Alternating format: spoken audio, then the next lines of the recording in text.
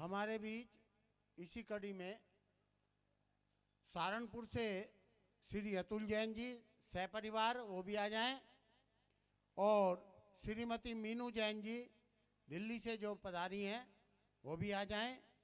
और मैं अपनी समिति से अनुरोध करूंगा कि वो इनका भी स्वागत करें। इसके पश्चात हमें पूज्य श्री की मंगल देशना का सुनने का लाभ प्राप्त होगा, अवसर प्राप्त होगा। और उसके पश्चात जिन भी बंधुओं के मन में, मातृशक्ति के मन में कोई जिज्ञासा रह गई हो, सोच लो इतनी देर, वो फिर से हम इस प्रश्न मंच को शुरू कर सकते हैं। हेलो हेलो हेलो, ठीक। स्टेज वाले खोलो। कामनी जैन लक्ष्मी नगर से हमारे बीच हैं, कृपया मंच पर आ जाएं और मीनू जी का स्वागत करें। कामनी जैन, अंकित लक्ष्मी नगर से ही अंकित जैन भी आई हुई हैं, कृपया वे भी आ जाएं और मीनू जी का स्वागत करें।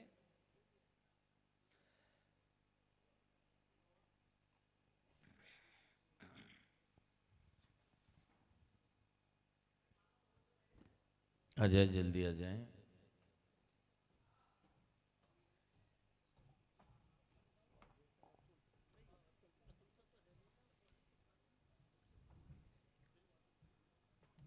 अतुल जैन सहारनपुर से।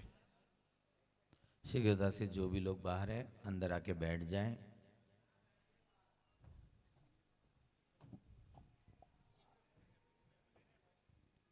तालियां बजानी भूल गए बीच में।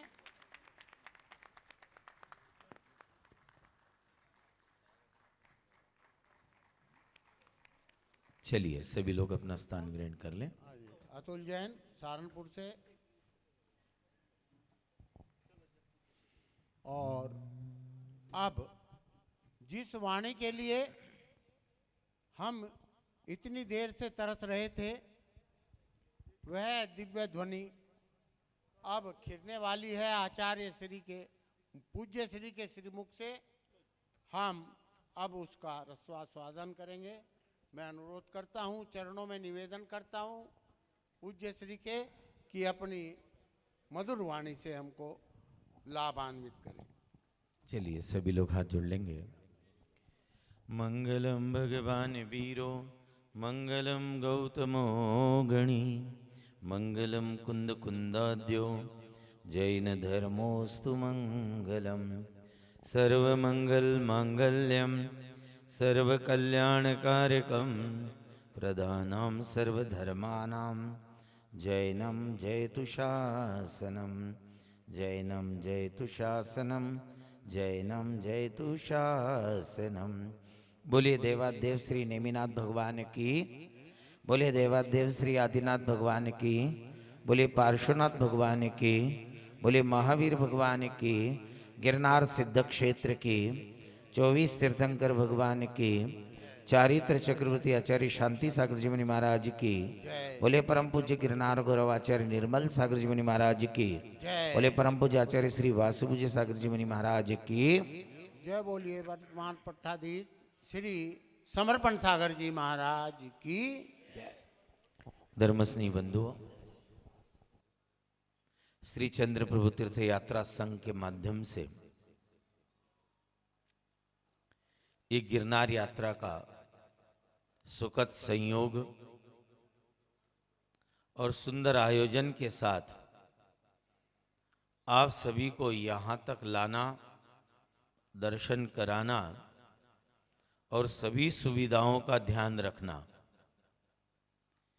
यह हमारे चंद्र प्रभु तीर्थ यात्रा संघ अशोक नगर शादरा दिल्ली, जिसके अध्यक्ष भाई अनुज जैन, संयोजक दीपक जैन, संरक्षक अरविंद जैन आदि संपूर्ण इनकी टीम, जिनका विशेष रूप से हम कल सबको मंच पर आमंत्रित करेंगे भी, लेकिन उसके साथ जैन ज्योतिष जो अखिल भारतीय ज्योतिष परिषद के रूप में जो रवि गुरुजी और उनके साथ में उनके महामंत्री हुकुमचंद जी आदि सभी जितने भी ज्योतिष यहाँ पर एकत्रित हुए हैं और सभी दर्शनार्थी, यहाँ आने के बाद कोई ज्योतिष नहीं है, न कोई मांत्रिक है, न कोई तांत्रिक है। यहाँ तो सभी भक्त हैं और श्रद्धा के साथ गिरनार की वंदना करने के लिए आए हैं। लेकिन उसके साथ साथ में कि कुछ गिरनार की यात्रा के साथ कुछ सुखद पल अपने जीवन में ऐसे भी हो कि जहाँ से हम कुछ नया विषय सुनकर जाए और समझ कर जाए।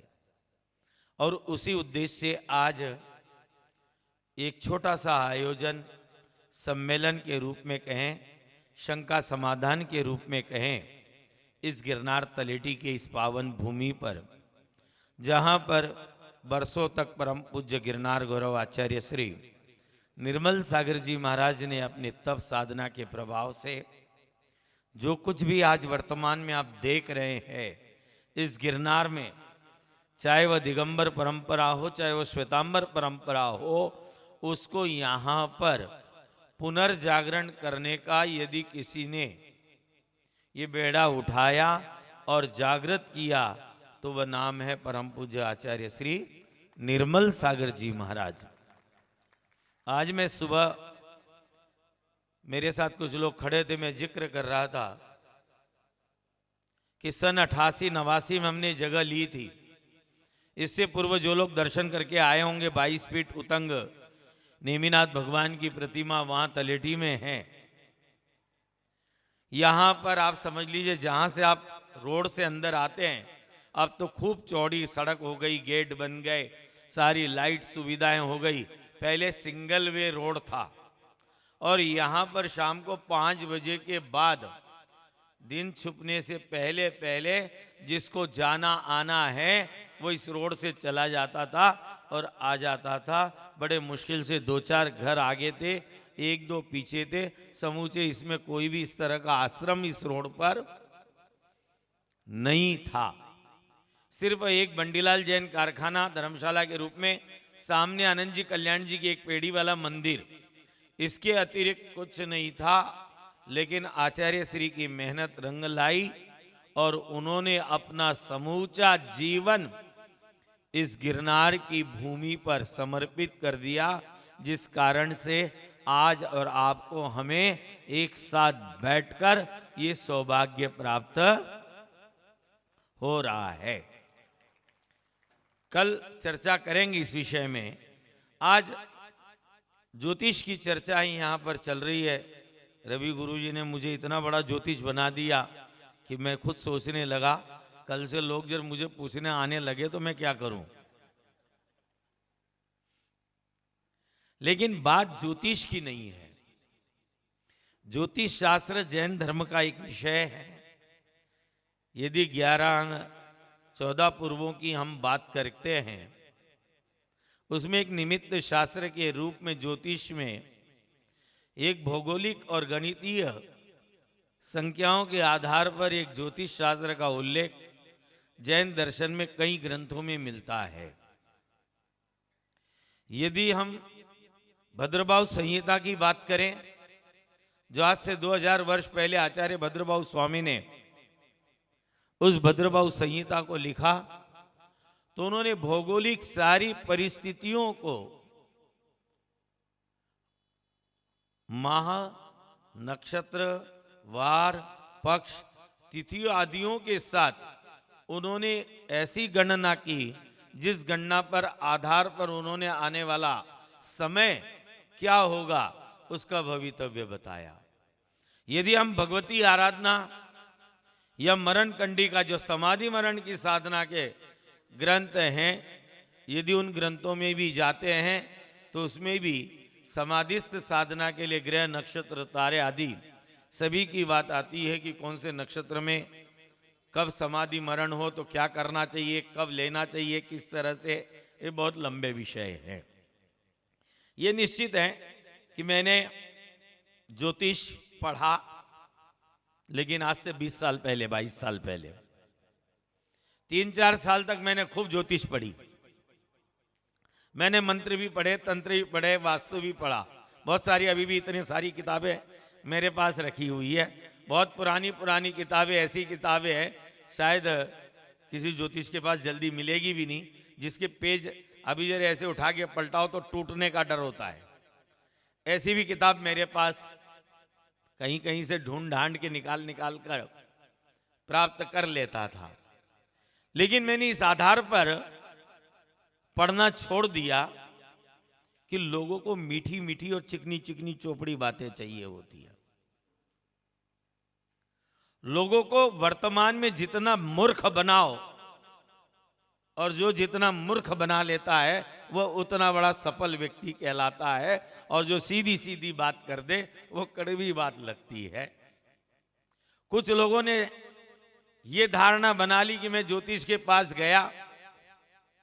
देखिए, वैसे विषय चल रहा है इसलिए मैं बता रहा हूं। जिस दिन मैंने जन्म लिया, जिस घर में जन्म लिया, तो पिता हमारे ज्योतिषी थे, और मैंने कभी उनको अंगूठी धारण करते नहीं देखा, कभी तिलक लगाते हुए नहीं देखा, न कभी बोर्ड लगाते हुए देखा, न कभी किसी को कहते हुए देखा कि मैं ज्योतिष हूं, और न वो किसी के घर गए। और जो बात जैसी होती थी, कई बार लोग उनसे पूछने आते थे, उनसे पूछते थे कि आप बता दो किसने किया होगा, कहां गया होगा, कौन ले गया होगा। तो पिताजी कहते जर ये बात ज्योतिष बता देते तो सरकार हमें नौकरी पे नहीं रख लेती, जिससे कि रोज डकैती पड़ती, रोज चोरी होती है, रोज कहीं ना कहीं मर्डर होते। तो ज्योतिष से आके पूछ ले कि बता दो कि किसने किया होगा तो और कहां होगा। तो बोले वहीं जाके पकड़ के लाए, इतनी पुलिस फोर्स दौड़ाने की आवश्यकता क्यों पड़ती। वास्तु के विषय आते हैं। वास्तु के विषय भी जैन शास्त्रों में उल्लेखित हैं, लेकिन वर्तमान में जितना नौटंकी चल रही है उस पर मैं कतई भरोसा नहीं करता हूं। जो वास्तु शास्त्री हो वो बुरा मत मानना, लेकिन वर्तमान में जितना चल रहा है मुझे कहीं भी वह हमारे शास्त्र सम्मत, आगम सम्मत नजर नहीं आता है, जिस तरह से उसको चलाया जा रहा है। क्योंकि जब अनादि निधन धर्म आप मानते हो, कई बार मैं लोगों को देखता हूं, पढ़ता हूं, सुनता हूं, कई सारे हम लोग भी, आप लोग भी है, हम लोग इतिहास की बात करने लगते हैं कि इतिहास में पहली बार, इसमें पहली बार कोई महार्चना हो रही है, उसमें हम लिख देंगे इतिहास में पहली बार। अरे एक बात बताओ, क्या जब तीर्थंकरों का समय था, बड़े बड़े आचार्यों का समय था, जब देश में आज तो 1200, 1500, 1800 पीछीदारी थे, तब एक एक संघ में 24-24 हजार साधु जब हमारे यहाँ रहे, तो मुझे बताओ तब कोई पूजा आराधना ऐसी नहीं हुई।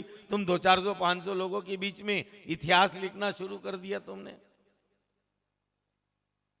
आज वर्तमान में कुछ लोग, सोशल मीडिया ने इतना मूर्ख बना दिया है, इतना मूर्ख बना दिया है, जो दिख रहा है वह बिक रहा है, हकीकत तक कोई भी जाना नहीं चाहता। अभी किसी ने प्रश्न किए ज्योतिष से संबंधित, किसी ने मंगल से संबंधित किया, उसका समाधान आपको प्राप्त हुआ। आप मराठी विद्वान एक बैठे हुए सांगली से, सुदर्शन, वहां दाते पंचांग चलता है, बराबर ना, वहां दाते पंचांग चलता है, और दाते पंचांग में 4-5 पेज पलटाओ तो वही मंगल का एक पूरा पेज दिया हुआ है कि कौन से मंगल में शादी होने की। मंगली, रवि जी ने कहा कि मंगली लड़का ही हो लड़की हो जरूरी नहीं होता है। देखिए, ये जो गणना आपने देखी है, आज वर्तमान में लोग मोबाइलों पर, कंप्यूटरों पर मिला के, एक बात ध्यान रख लेना, ज्योतिष विद्या है न कि व्यापार। ज्योतिष क्या है? ज्योतिष विद्या है, न कि ये व्यापार। मैंने अपने पिता को देखा हुआ है, कोई पंचांग पे 5 पैसा भी रख के गया होगा, उनने कभी मुंह नहीं सुखाड़ा, कभी उनने ये नहीं कहा कि तुमने, हाँ, कोई खाली हाथ उठकर यदि जा रहा हो, उसे जरूर इतनी बात कही होगी कि ये विद्या है, आपने पूछा है, और यदि फलीभूत आप चाहते हो तो आपके पास जो भी हो, और लोगों ने 5-5 पैसे भी रखे। मतलब मैं छोटा था, मुझे खूब याद है, बड़े बड़े अधिकारी आते थे, बड़े बड़े विधायक आते थे, सांसद आते थे, ऐसा डिपार्टमेंट का कोई अधिकारी नहीं था। हमें कभी भी बचपन में कोई भी चीज खरीदनी नहीं पड़ी, जरूरत ही नहीं पड़ती थी। कहीं चले जाए हम किसी जगह, उनका अपना इतना एक आवामंडल था, प्रभाव था, चाहे किसी विभाग में, लेकिन किसी से ये नहीं कहते थे वो कि भाई तुमसे इतना चाहिए। वो अक्सर जिस समय, मैं आपको बताऊं रवि जी, हुकुमचंद जी, जिस समय मुझे किसी साधु ने कहा कि आपके पिताजी ज्योतिष थे, ज्योतिष है तो आपको भी सीखना चाहिए, वो ज्ञान आपको भी होना चाहिए। थोड़ा बहुत पंचांग का, थोड़ी बहुत बातें मैं जानता था, ऐसा नहीं कि नहीं जानता था, क्योंकि बचपन से देखता था। बहुत कम उम्र में घर से चले आए तो इतनी अकल भी नहीं थी। लेकिन जब मैंने पढ़ना प्रारंभ किया तो मैंने अपने पिता को एक पत्र लिखा कि मैं इस तरह से ज्योतिष शास्त्र का अध्ययन कर रहा हूं। तो उन्होंने एक बात मुझे वहां से रिटर्न में भेजी कि पढ़नी बहुत अच्छी चीज है, ज्योतिष विद्या है, लेकिन एक बात ध्यान रख लेना, इसका व्यापार मत होने देना। और उसके साथ मैंने जब नास्त्रेदमस को पढ़ा, आप लोगों ने भी, कुछ लोगों ने पढ़ा हो सकता है, तो नास्त्रेदमस ने एक बात कही कि अंक विद्या से ये सारे चौकटे तो बन सकते, लेकिन फलित नहीं हो सकता। फलित के लिए दैव शक्ति का होना आवश्यक होता है, और दैव शक्ति से तात्पर्य कि वचन सिद्धि का होना आवश्यक होगा। और वचन सिद्धि तब हो सकती है कि वह व्यक्ति मंत्र साधना करे, एक श्रद्धा आस्था के साथ उस चीज को करे। और यदि श्रद्धा आस्था के साथ, ज्योतिष के साथ यदि उसने मंत्र साधना यदि अच्छी तरह से की होगी, तो उसे ये चौकता देखने की भी जरूरत नहीं पड़ेगी। कई बार बहुत लोग ऐसे आते थे कि जिनके पास जन्म तारीख आदि टाइम कुछ नहीं पता, और वो कहते कि ये चौकटा बना दो, तुम्हारा जहां मन करे अंक शुरू करो, लिख दो, तुम ग्रह जहां लगे वहां लिख दो, रवि से लेकर केतु तक तुम्हें जहां लिखना हो वहां लिख दो। और उस आधार पर भी ज्योतिष यदि सही साधक होगा तो उस आधार पर भी भविष्य बता सकता है। इसलिए वो दाते पंचांग का जिक्र मैं कर रहा हूं, उसमें मंगल ग्रह की सारी वस्तु स्थिति बताई कि कौन सा व्यक्ति मंगली कहलाएगा, यदि उच्च का है, नीच का है, उसके साथ कौन बैठा है, क्या बैठा है, जहां पर मंगल बैठा है वो मंगल का कितने अंश का है, कितना है, और लड़की की जन्म पत्री में उस स्थान पर कौन सा ग्रह बैठा है, उन दोनों के आधार पर बहुत सारी चीजें होती है। ये जो चौकटा है, इस चौकटे को सिर्फ शादी के लिए बात चली थी, इसलिए मैं थोड़ा सा बोल रहा हूं कि सिर्फ जन्म पत्री का मिलान ही शादी नहीं होती, उसके सप्तम भाव से लेकर 12वें भाव से लेकर कई सारे भावों को देखा जाता है। इस ज्योतिषी गणना में जब देखे थी 12 गांवों में 108 प्रकार से विचार किया जाता है। यहां तक देख लिया जाता है कि जो लड़की या जो लड़की हमारे घर में बहू बनकर आने वाली है, सिर्फ एक ही चीज से काम नहीं होता कि दोनों के ग्रह मिल गए, संतान योग भी देखा जाता है, संतान में मंगल और शुक्र की स्थिति को भी देखा जाता है। यदि मंगल लड़की का हाई पावर और शुक्र डाउन होगा तो लड़कियां ही लड़कियां होंगी, सही है ना, है नहीं? यदि 12वें स्थान को सुख का स्थान माना गया, उस स्थान को भी देखा जाता है, इन दोनों के बीच में मिलान कितना अच्छा रहेगा, बहुत सारी बातें हैं। उसकी पढ़ाई लिखाई से लेकर, अभी एक ने कहा कि पूर्व की, भूत, भविष्य, वर्तमान, ज्योतिष तीनों चीजों को समाहित कर लेता है। इसमें कोई इनका हमारा कुछ नहीं है। आपने जिस समय जन्म लिया बहुत लोग आते आज वर्तमान में, डॉक्टर ऑपरेशन से करता है, बोले महाराज जी बता दो कौन सा टाइम ठीक रहेगा कौन सा नहीं। कई बार लोग हमसे बच्चे के जन्म होने के बाद पूछते रहते आते हैं, बोले महाराज जी इस टाइम में इस बच्चे का जन्म हुआ कैसा रहेगा। मैं तो मेरे पास एक सीधा आंसर है, मैं कहता हूं बहुत खराब रहेगा, तू उसे घर से बाहर हमें दे दे। तुमने तो कंस के पिता वाली कहानी अपना दी कि कंस के पिता जब उग्रसेन देखने पहली बार गए तो उनने ओठ दबाया, तो उन्होंने पुरोहितों से कहा, उन्होंने कहा ये पूर्व जन्म का शत्रु है। देखिए हर चीज का संयोग और वियोग यदि कर्म सिद्धांत के आधार पर है, यदि कोई अच्छा साधक है तो बिना किसी परेशानी के आपको सारी चीजें बता सकता है। लेकिन वर्तमान में जो चल रहा है, देखिए अभी जैन ज्योतिष की बात आई है, सुबह ही उठो जितने चैनल खोलो, लगभग 365 चैनल होंगे, तो 365 चैनल पे 2 घंटे ज्ञान बांटा जा रहा है दबा के, बिल्कुल दबा के ज्ञान बांटा जा रहा है। कोई रुद्राक्ष लेके बैठा है, कोई कुछ लेके बैठा है। मैं कहता हूं भाई एक मुखी रुद्राक्ष जब इतना धन लक्ष्मी वैभव जब देने वाला है तो तुम टीवी पे बेच क्यों रहे, तुम अपनी जेब में ही रख लो ना।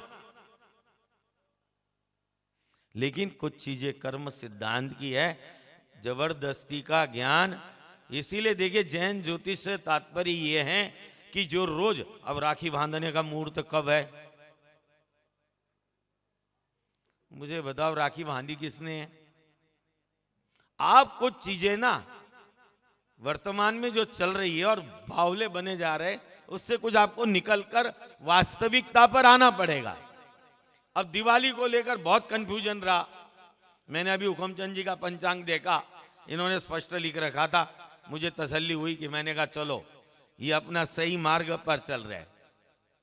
मुझे एक बात बताओ, चाहे वो भगवान महावीर मोक्ष गए हो तो, चाहे वो रामचंद्र जी अयोध्या में आए हो तो, उनने ये तो नहीं देखा कि सुबह दिवाली है या शाम की दिवाली है, अमावस्या कब पड़ रही है।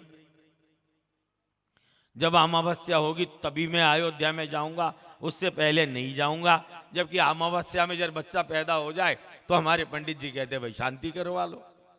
महाराष्ट्र में तो बहुत है सुदर्शन, महाराष्ट्र में, और अमावस्या पे ही अभिषेक होता है बड़ा, पूर्णिमा और अमावस्या पे जब कोई बच्चा जन्म ले ले तो बोले पूरी शांति करानी पड़ेगी इसकी। अब मुझे एक बात बताओ, महावीर स्वामी ने ये थोड़ी सोचा था कि अमावस्या की, अरे चतुर्दशी की रात्रि का अंतिम प्रहर था, क्या था। अब चतुर्दशी कितने बजे समाप्त हुई मुझे नहीं पता, उस दिन का पंचांग आप लोग निकाल लेना। लेकिन चतुर्दशी कब समाप्त हुई, लेकिन सूर्योदय की पहली किरण निकलने से पहले, जब आकाश में लालिमा होती है, कल आप लोग आए होंगे अहमदाबाद से, जब आगे बढ़े होंगे बगोदरा तक 6 बजे होंगे तो आपको आकाश में बिल्कुल लाल लाल लालिमा दिखाई देगी। 6:30 बजे तक पूरा दिन आपको दिखाई दिया होगा।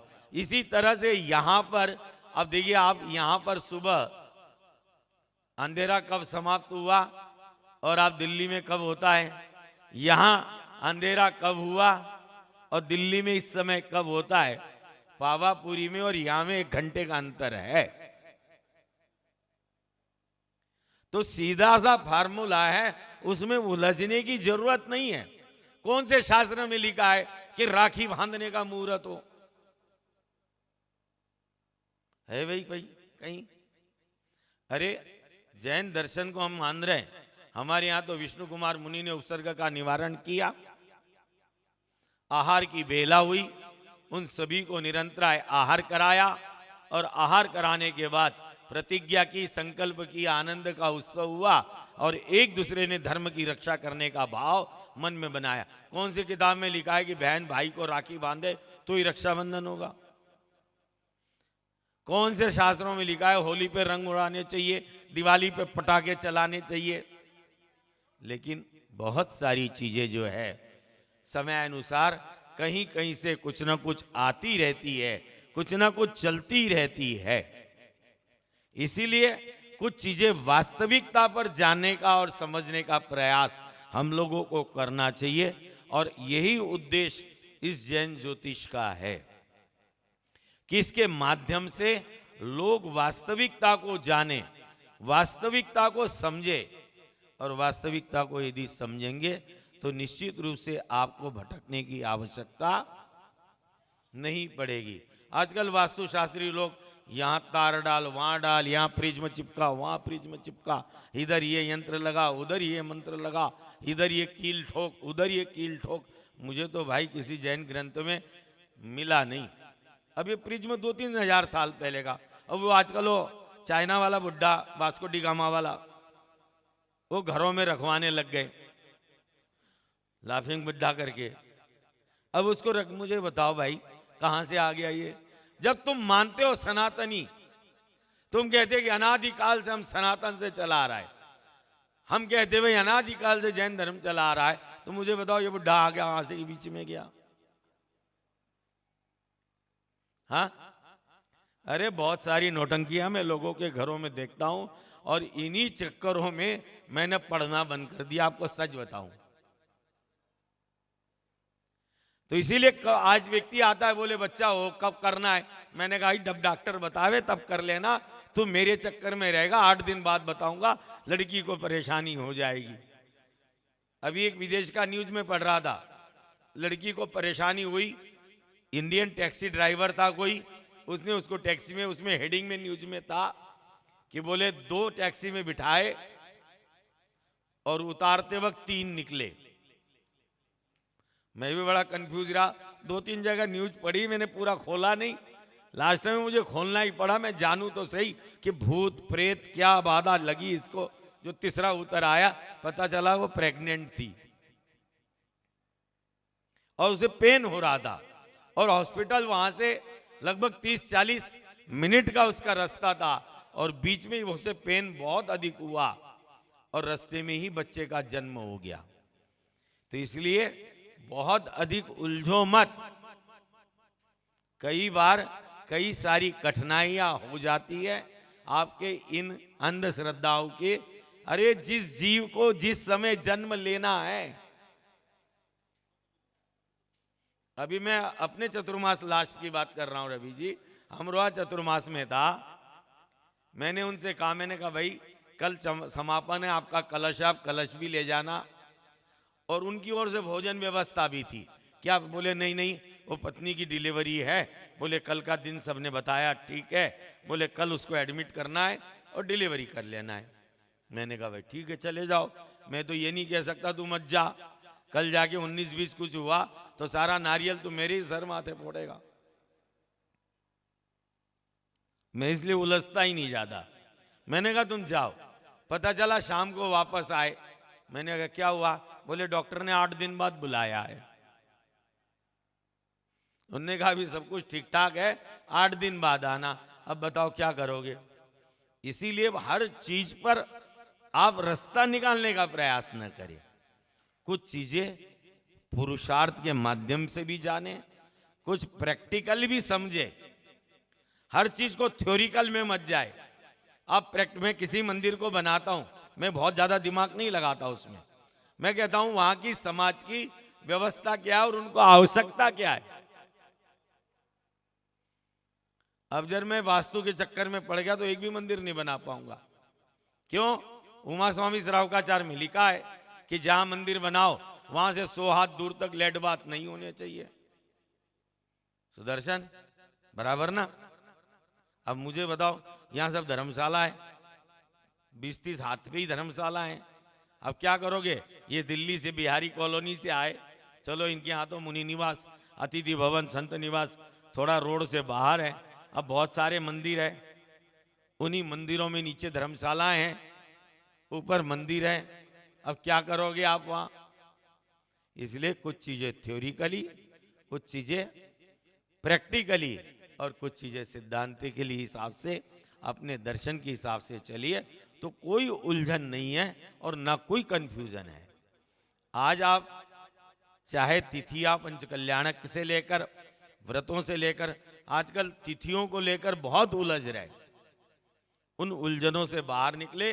सीधा सा सरलता तरीका है कि सुबह यदि सूर्योदय मिल रहा है, 2 घंटे तिथि जब रहती है, 2-2.5 घंटे बाद जब सूर्योदय तक रहती है वो तिथि, तो उसे पूर्ण तिथि मानो और आगे काम करो। अभी एक शादी के लग्न की बात हुकुमचंद जी ने की। अक्सर लोग प्रश्न करते हैं, बोले महाराज जी वो तो 3 तारीख की शादी थी, लेकिन फेरे तो 4 तारीख को पड़े, है ना। अभी मैंने इस क्षेत्र में भी रात में बात रखी थी, वहां 31 को। एक बात ध्यान रख लो, जितनी शादियां निकलती है वो तुम्हारी अंग्रेजी माह के हिसाब से नहीं चलती है, वो चलती है चैत्र वैशाख 12 महीने, शुक्ल पक्ष कृष्ण पक्ष प्लस ग्रह नक्षत्र आदि। उत्तर भारत में चंद्र राशि अधिक को चंद्र कुंडली, दक्षिण भारत में चले जाओ सूर्य कुंडली। दक्षिण भारत में नक्षत्रों के आधार पर भविष्यवाणी कर देते हैं, बराबर ना सुदर्शन। नक्षत्रों के आधार पर वहां सूर्य की संक्रांति को ज्यादा महत्वपूर्ण मानते हैं, हम यहाँ चंद्रमा को अधिक मानते हैं। कई सारी चीजें मैंने केन राव आदि सब पढ़े हुए, मानसगरी वो सब पढ़ा हुआ है मैंने। तो कई सारी चीजें हैं, लेकिन उन सब चीजों में हमें सूर्योदय से, हमारा तात्पर्य सूर्योदय से है। तो इसलिए रात्रि में तिथि कभी नहीं बदलती ना। मैंने इस क्षेत्र में भी कहा, रात में 12 बजे रविवार नहीं लगेगा। ज्योतिष शास्त्र में 1 2 3 4 5 बजते ही नहीं। 24 के बाद 25 26 27 28 29 30 तक मामला चला जाता है।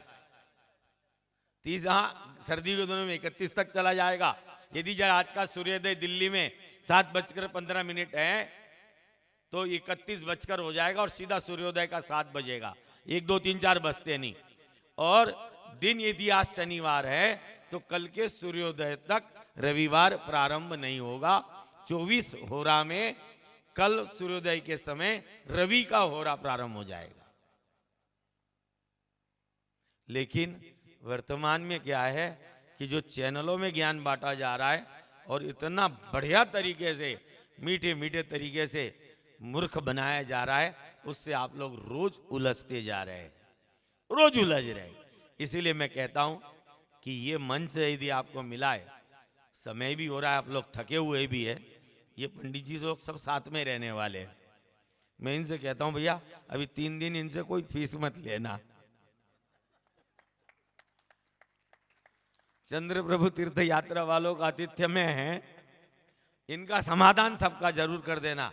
लेकिन एक बात ध्यान रख लेना, इनकी आदत कैसी है। अभी मैं कल या परसों जैसे ही मौका लगता है, इनको इन ऊपर वाले कमरे खाली करवा के सबके अलग अलग कमरे में बिठा देता हूं पंडित जी को। जिसको जिस पंडित जी से पूछना है पूछ लेना। लेकिन एक बात बताऊं, क्या करोगे आप लोग? जब रवि जी के पास आप बैठ गए, उनसे पूछ के आओगे, अब देख लिया हुकुमचंद जी खाली बैठे हैं, उन्हें हुकुमचंद जी के कमरे में पंडित जी बता दो। फिर अच्छा वो तो रवि जी ने ऐसा बताया था, पंडित जी ऐसा करना चाहिए क्या? ये सब मैंने बहुत खेल देखे हुए हैं। मतलब जितने 25-30 आए हुए हैं ना, छोड़ेगा किसी को नहीं। आपकी बात इनको बता देगा, इनकी बात इनको बता देगा, फिर उनसे टेली करेगा कि सही है या मुझे कुछ समझ में नहीं आई पंडित जी। देखिए हमेशा एक बात ध्यान रखना, मंत्र शास्त्र ये कहता है या ज्योतिष शास्त्र ये कहता है। कई बार मैंने आपको बताया ना, मैंने किताबें इसलिए बांध के रख दी और ये विषय मैंने इसलिए क्लोज कर दिया कि लोगों को संतुष्टि नहीं है। यदि कई बार होता है, जब मेरे पास कोई आया, मैंने कहा एक काम कर लेना, जैसे अभी वो जयपुर वाले एडवोकेट साहब, उनने बताया, उनने पूछा भक्तांबर जी का कैसे कर लेना चाहिए, उनने बताया ऐसी शुद्धि होनी चाहिए, वैसी शुद्धि होनी चाहिए, ये होना चाहिए, वो होना चाहिए। तो तुरंत सामने से जवाब आ जाएगा। तो यहाँ तो इस तरह का शंका समाधान था। अकेले में हो तो सामने से तुरंत जो व्यक्ति होगा, महाराज जी मैं तो 11 माला पहले ही करता हूं, गया काम से।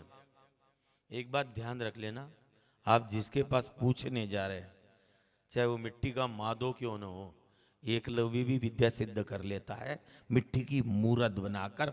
बस श्रद्धा आस्था होनी चाहिए। यदि आप 101 माला का जाप रोज करते हो और यदि आपने किसी गुरु से, किसी विद्वान से यदि पूछा है और उनने आपसे कहा 9 बार नमोकार मंत्र पढ़ लेना, तो 101 माला उतनी फायदेमंद नहीं होगी जितना 9 बार नमोकार मंत्र फायदेमंद होगा। ये मंत्र शास्त्र का नियम है। मेरे पास कोई पूछने आता है और मुझे जब कोई लौट के कहता है कि नहीं मैं तो करता हूं, तो मैंने कहा तेरा उद्धार वैसे ही हो गया, तो क्यों दिमाग खर्च कर रहा है।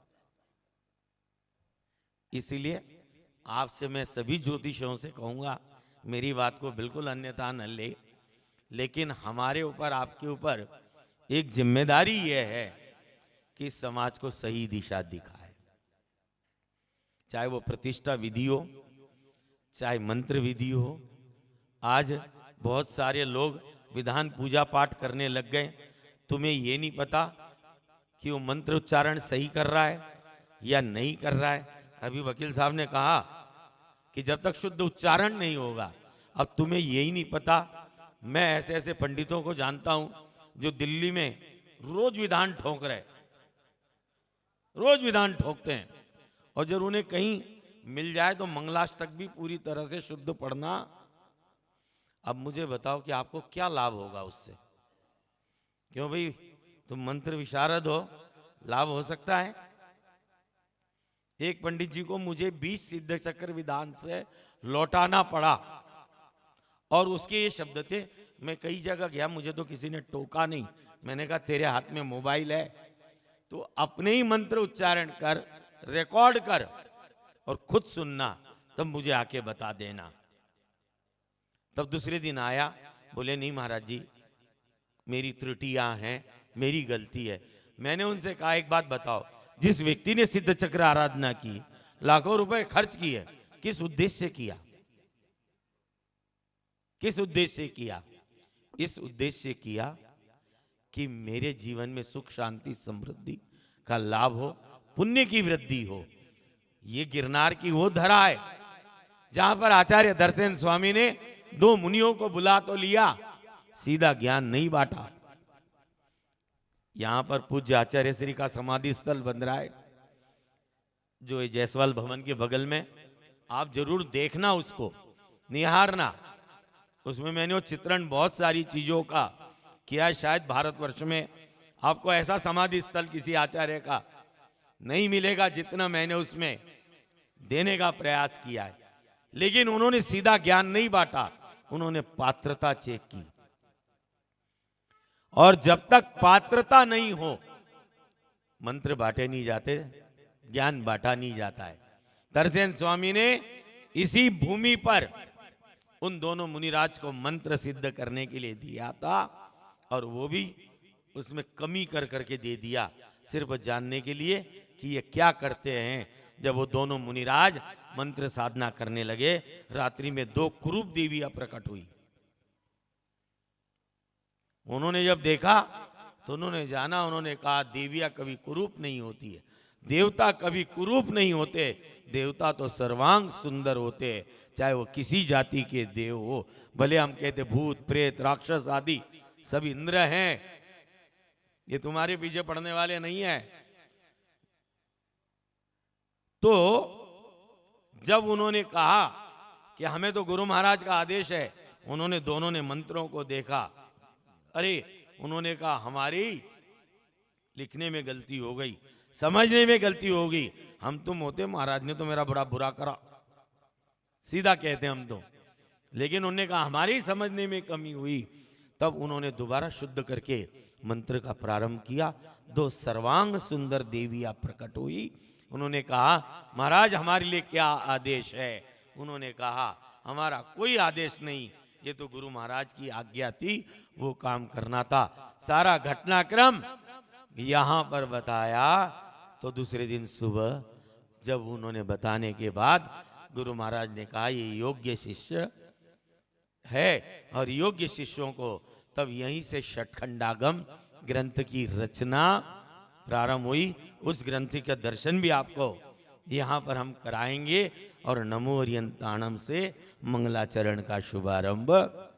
यही वो भूमि है जिस सत्वार सूत्र को आप पढ़ते हो। यही उमा स्वामी ने एक श्रावक के घर आहार करने गए थे, तो उसके दरवाजे पर दर्शन ज्ञान चारित्राणी मोक्ष मार्ग लिखा हुआ था। जब वो आहार करके लौटे तब उन्होंने सम्यक शब्द लगाया। जब श्रावक आया उसने सम्यक को देखा, तो उसने घर में पूछा कौन आया था। उन्होंने कहा एक मुनिराज आए थे, जंगल के रास्ते भागा, और उनसे कहा महाराज मैंने तो दर्शन ज्ञान चारित्र लिखा था, आपने सम्यक लिखा, मेरी तो आंखें खुल गई। क्यों? दर्शन मिथ्या भी हो सकता है। तब उसने प्रश्न करना प्रारंभ किया कि सम्यक दर्शन ज्ञान चारित्राणी दे मोक्ष मार्ग है, तो फिर सम्यक दर्शन किसे कहते हैं? फिर उन्होंने कहा तत्वार श्रद्धानाम सम्यक दर्शनम। ऐसे करते करते पूरा तत्वार सूत्र लिख गया। ऐसी ये पावन भूमि है। मैं इस पावन भूमि से आप सबके लिए यही मंगल कामना करता हूं कि आप जो भी लोगों को दे वह अच्छा दे। एक बार आपका ज्योतिष किसी को नहीं समझ में आए, कोई बात नहीं, कोई बात नहीं। मैं आपको बता रहा हूं, जो हमारे जन्मदाता पिता थे उनके पास उनके गुरु कर्नाटक से आते थे। 80 दशक की बात कर रहा हूं। जो जन्मपत्री आज कंप्यूटर से पूरी निकलती ना, वो हाथ से लिखवाते थे। इतनी मोटी किताब। उस समय वो 500 रुपए लेते थे, जब 1100 रुपए तोला सोना था।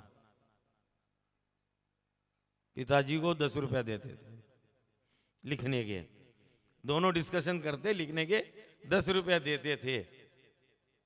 लेकिन एक ही बात थी कि मन में कभी लालच मत आने देना, कभी स्वार्थ की भावना मत आने देना। आजकल क्या होता है कि जब इन्हें तुम्हारे मन जैसी बात नहीं बताई तो तुम दूसरे पंडित के पास जाओगे। अब पंडित जी सोचते खामखा ग्राहक लौट के जाए, फिर वो सारे रास्ते तुम्हें बता देता है ना? होता है ना, बताने पड़ते हैं, वो आपकी कमजोरी के कारण। मैं तो आपसे यही कामना करता हूं, मैं डॉक्टरों से भी कहता हूं कि चाहे कुछ करो न करो, लोग भगवान के बाद तुम्हें भगवान कहते हैं। मैंने कहा एक काम में तीर्थंकर महावीर यूनिवर्सिटी में जाता हूं, जब भी मेरा वहां उपदेश होता है, जब भी बात होती है, मैं डॉक्टरों से एक ही बात कहता हूं, तुम कुछ करो ना करो, लेकिन किसी को गलत दवाइयाँ, डुप्लीकेट दवाइयाँ कभी प्रेफर मत करना, कभी मत देना। फूड और मेडिसिन में कभी भी डुप्लीकेसी मत करना। ये जीवन मरण के साथ जुड़ा हुआ है। अभी इंदौर का घटनाक्रम पढ़ रहा हूँ, वहाँ दूषित पानी पीकर कई लोग मर चुके हैं और 300-400 लोग हॉस्पिटल में है, जबकि स्वच्छ शहर का तमगा पूरे भारत में इंदौर को मिला हुआ है, प्रथम स्थान है। इसीलिए मैं आपसे यही कामना करता हूं कि आप लोगों ने अपना ज्योतिषाचार्य परिषद बनाया, आप जगह जगह सम्मेलन करते हैं। रवि जी का मेरे पास कई बार मैसेज आता भी रहा, कई बार इन्होंने भावना प्रकट भी की, कई बार संयोग कुछ बना नहीं, लेकिन जब संयोग गिरनार में लिखा हुआ था, संयोग गिरनार में लिखा हुआ था, और आप देखिए जहां सूर्य दक्षिणायन में जाता है वहां शादियां नहीं होती, और गिरनार में शादी हो रही थी।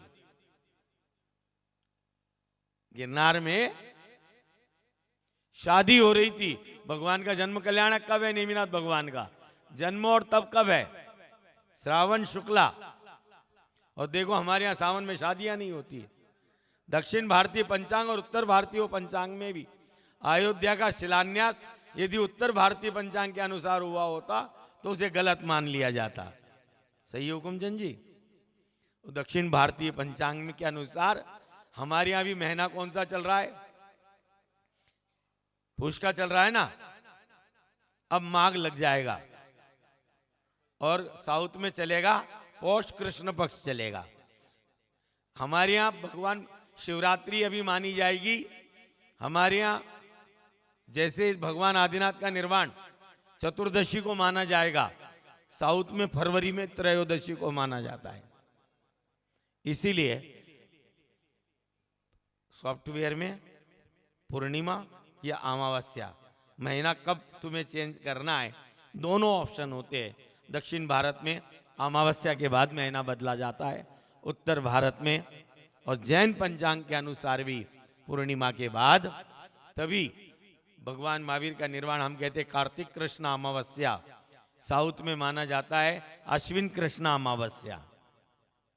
इसीलिए आप लोग, मैं यही कामना करता हूं कि नेमिनाथ भगवान के चरणों में हम बैठे और जिन्होंने सावन में शादी करने के लिए निकले थे, द्वारिका से जूनागढ़ के लिए आए थे, लेकिन कुछ संयोग ऐसा बना कि वो इसी रास्ते से शेषावन में गए और जहां उनका तप कल्याणक हो गया और कल समझेंगे जानेंगे। इसीलिए आपसे यही कामना करता हूं, मेरी बात को आप अन्यथा न ले। मैं तो सिर्फ एक प्रयास करता हूं और हमें प्रयास करना है कि हमारे लोग मिथ्या मार्गों में न चले, मिथ्यात्व का सेवन न करे, विपरीत मान्यताओं पर न चले, उन्हें सही राह का ज्ञान हो। ये बिल्कुल मत सोचना कि जैन धर्म में ज्योतिष का विषय नहीं है। है। जैन दर्शन में मंत्र नहीं है, ऐसा नहीं हो सकता है, नहीं तो प्रतिष्ठा होना बंद हो जाएगा। फिर तो जयपुर से मूर्ति लाओ, एक लोटा पानी डाल दो और हाथ जोड़ के मंदिर में बिठा दो, फिर ऐसा ही करना पड़ेगा। मंत्र हैं, यंत्र हैं, 24 यंत्र हैं जो प्रतिष्ठा के समय यूज होते हैं। कुछ तंत्र प्रयोग भी है, लेकिन मिथ्या मार्ग का कोई भी धारणा नहीं है। ज्योतिष है, ये आपको समझना पड़ेगा। ये कभी मत कहना कि सब ज्योतिष ज्योतिष सब बेकार है। यदि आप ऐसा कहते हो तो आप देखिए जिनवाणी का आगम का अभिनय है, ये आगम का अभिनय हो जाएगा। इसलिए आपका समय लिया। पुनः आप लोगों के लिए, सभी के लिए बहुत बहुत शुभकामनाएं हैं। मुझे लगता है पीछे कुछ लोग कुछ इंतजार में ही बैठे, लगता है पीछे वहाँ पंडाल में। तुम्हारा इंतजार भी पूरा होगा, मैं तो यही कामना करता हूँ। एक बार चंद्र प्रभु तीर्थ यात्रा संघ के लिए आप करकल ध्वनि से स्वागत करें, जिन्होंने एक बहुत सुंदर योजना बनाकर यहाँ तक लाए। अभी दिन में चर्चा हो रही थी अनुज से, जो अध्यक्ष है, वो कह रहे थे, बोले महाराज जी ऐसे ही कुछ श्रवण बेलगोला का विषय आ गया, बोले महाराज जी आप साउथ की भी इस तरह की यात्रा करवा दे। जरूर वो भी प्रयास करेंगे। और रवि जी और उनके सभी साथी जितने भी ज्योतिष यहाँ पर आए हैं, उन सबका बहुत बहुत इस विश्व शांति निर्मल ध्यान केंद्र गिरनार ट्रस्ट परिवार की ओर से, चंद्र प्रभु तीर्थ यात्रा संघ का और आप सभी का हार्दिक शुभकामनाएं, हार्दिक स्वागत करता है। और कल प्रातःकाल आप लोग सुबह जल्दी उठे, उठने के बाद आप मंदिर जी के दर्शन, अभिषेक करें, शांति धारा करें।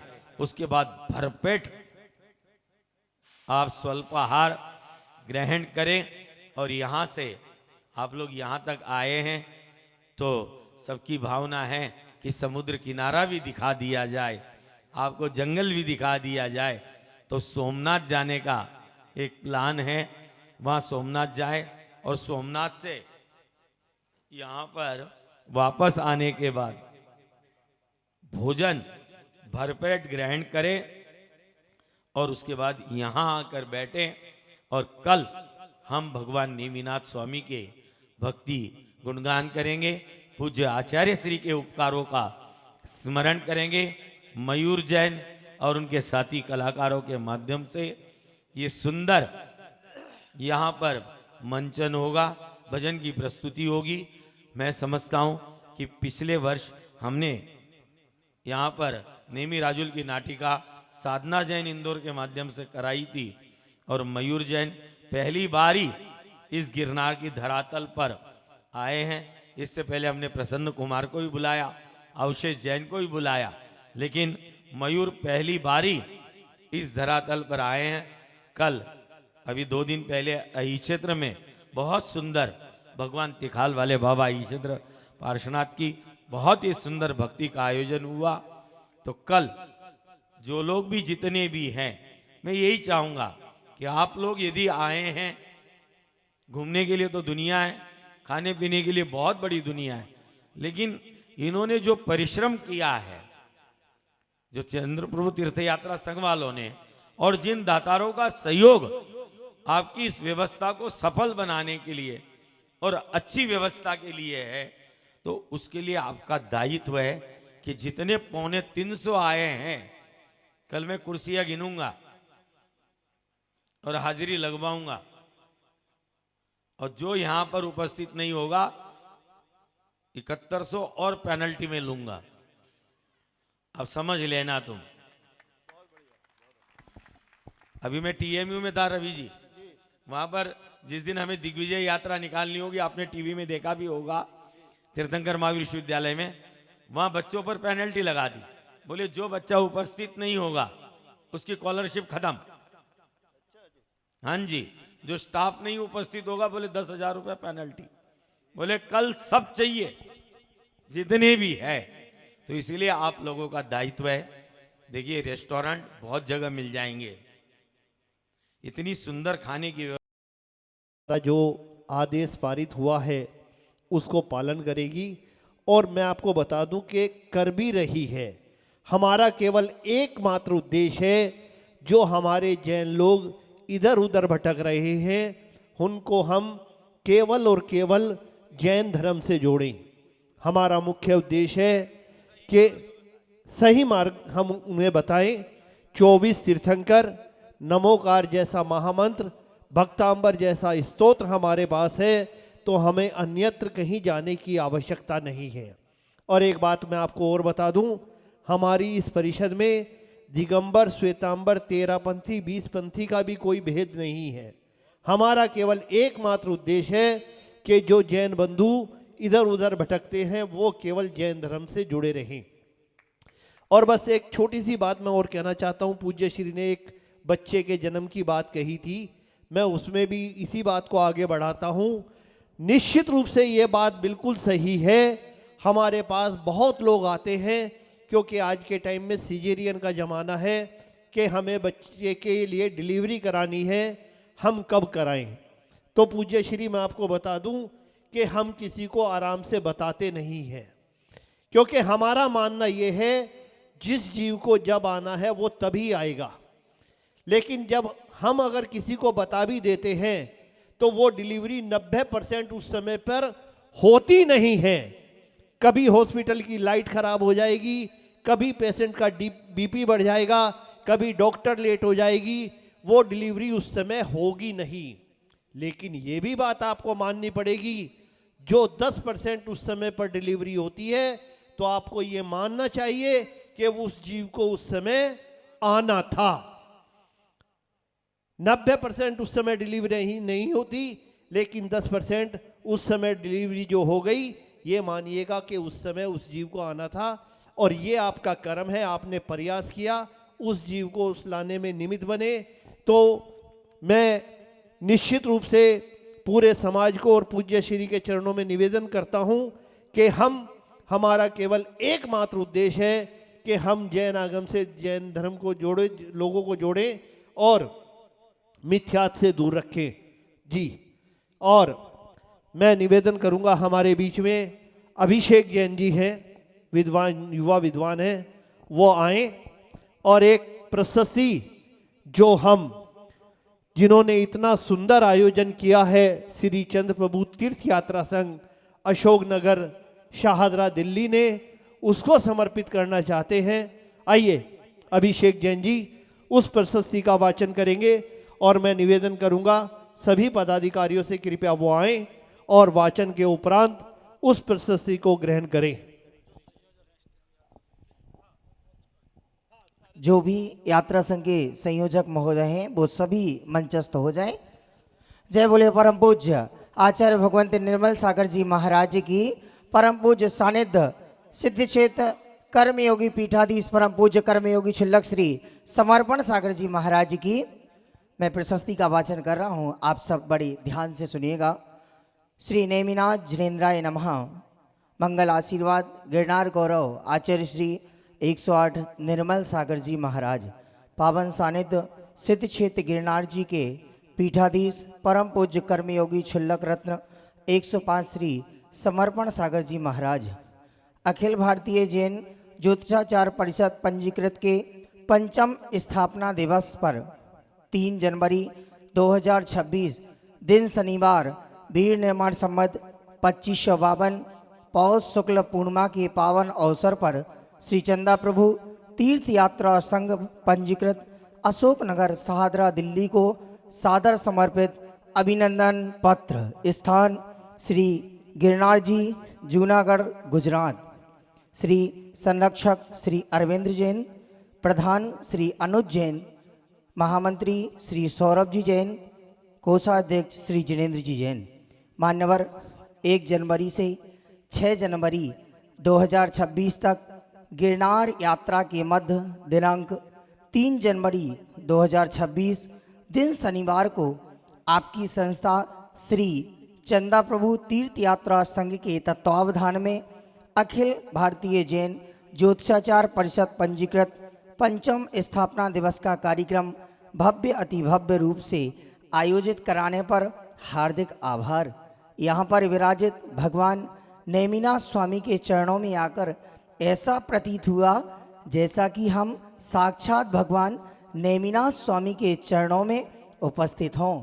जिस प्रकार सूर्योदय की किरणों की पावनता, पूर्णिमा के चंद्रमा की शीतलता एवं गंगोत्री से निकलते जल की पवित्रता मन को आनंदित करती है।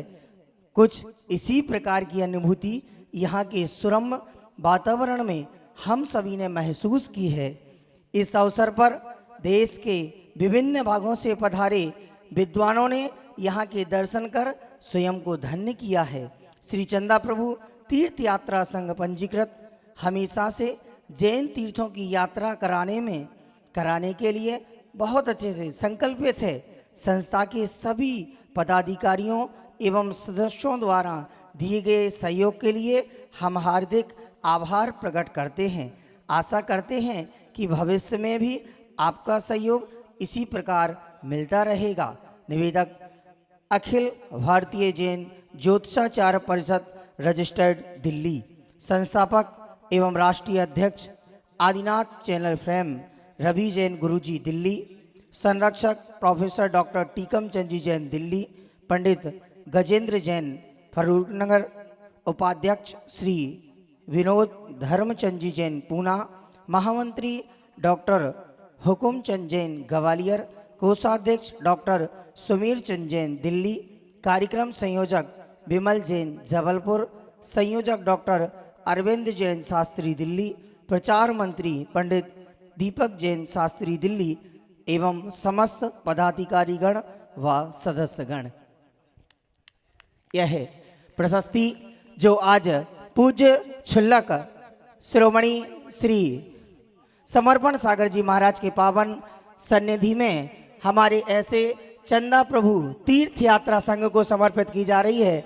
जैन ज्योतिषाचार परिषद के द्वारा जो ऐसे आलोक को जिन्होंने हम सब जो आनंद को ले रहे हैं, ऐसे चंदा प्रभु यात्रा संघ की सुनियोजित ढंग से की गई व्यवस्था के साथ हम यह प्रशस्ति सादर समर्पित करते हैं चंदा प्रभु यात्रा संघ के लिए।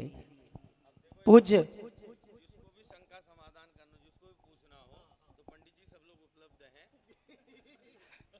आप में से